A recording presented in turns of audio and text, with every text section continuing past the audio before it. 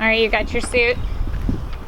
Yeah, my suit's right there, and I got gloves. So. Ella wants to come. I have a nuke box with some combs. Need another set of gloves then. I have some. Thank you. I have a couple of pairs of gloves. It's starting. I hope that they're still going to be there. All right.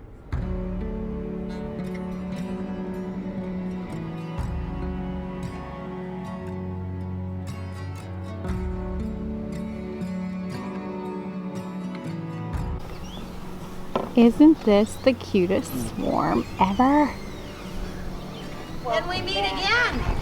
Yeah, we're back. Let's look at her. Do you see her right here? See her right there?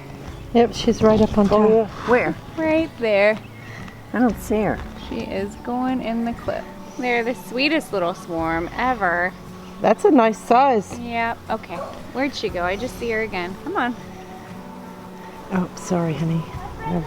I'm watching and not paying attention when I'm filming. I got her. Almost got her. She's right there. Did I get her?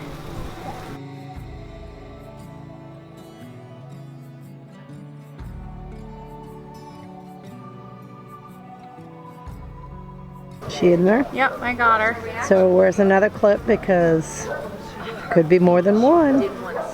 Where is she? I just got a glimpse of her. Where'd you go? What's interesting, this one's dark. There might actually be 3 queens in this, Mom. I wouldn't doubt it.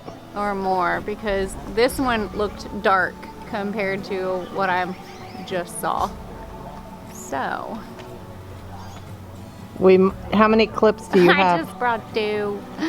Oh gosh. That's okay. If I can get her, then I'm gonna feel a lot more confident getting the rest of them down, because if there is only 2 queens in this, then a lot of them will just kind of drop and follow. Well, there's a lot that's got pollen. Yeah. They packed their lunch. They knew they were up for a road trip.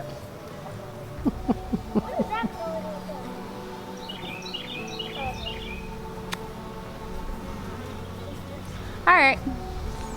I'll keep my clip handy. And then I'll just... You want to hand it to me?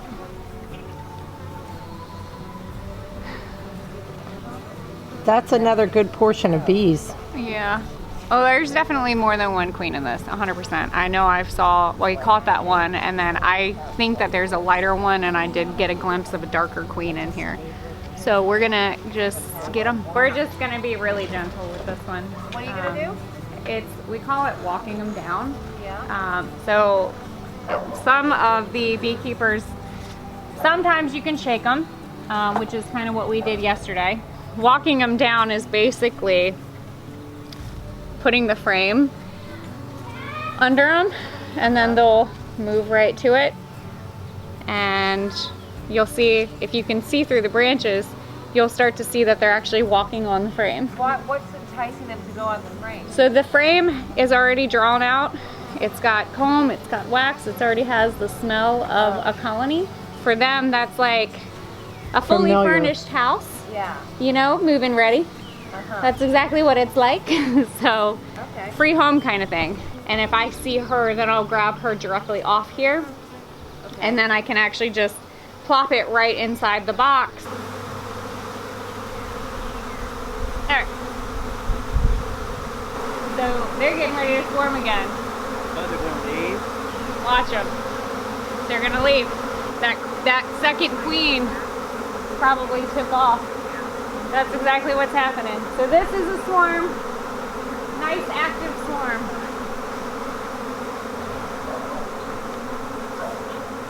Where are they going? Okay.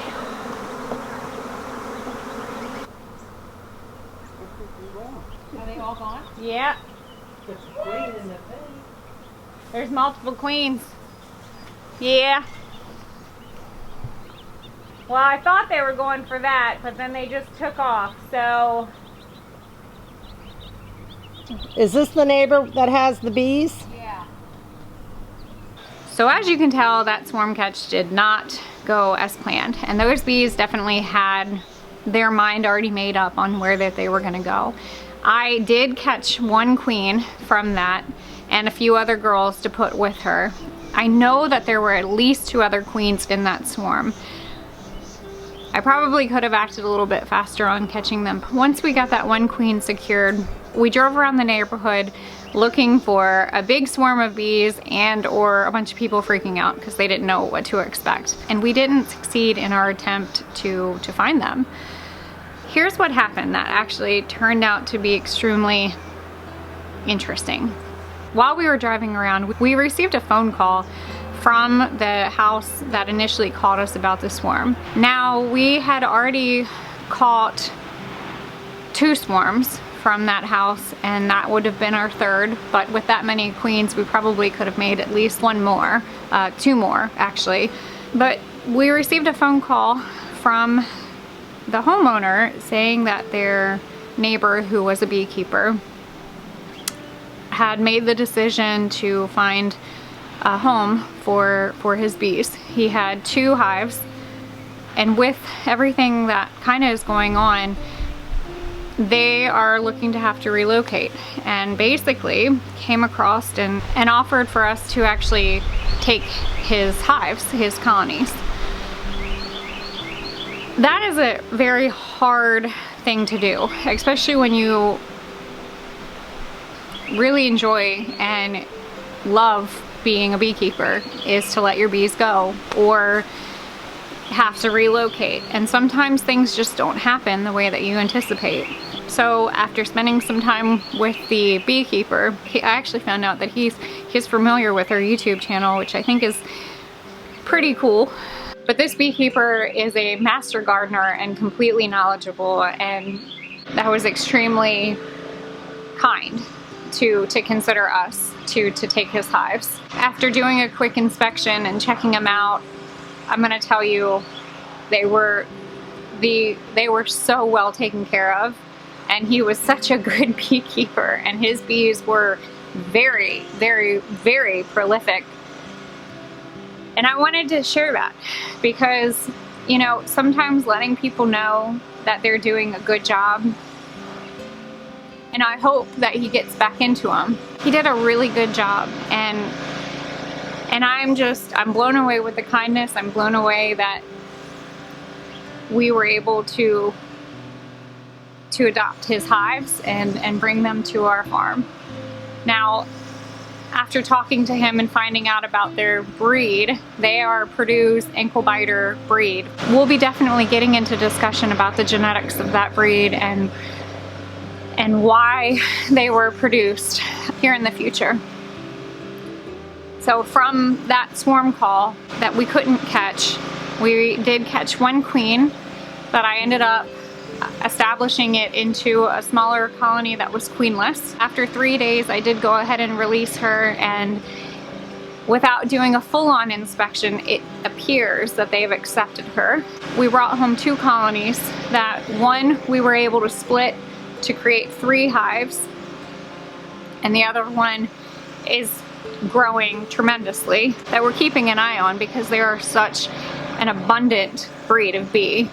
Sometimes your swarm catches don't always go as planned, and then sometimes something like this happens and we get blessed with more bees. I will definitely share with you guys how this goes and how they do. I'm very excited to be able to introduce that genetic to our farm and our apiary, and potentially create new queens and have a very varroa mite resistant bee. That is my goal. That is one of the things that I've always wanted. I'm just so blown away with the kindness that we received. And I'm honestly speechless that somebody looks at the way that we care for our bees and is comfortable with letting them go. Thank you guys for watching. And as always, don't be afraid to get your hands dirty and learn something old.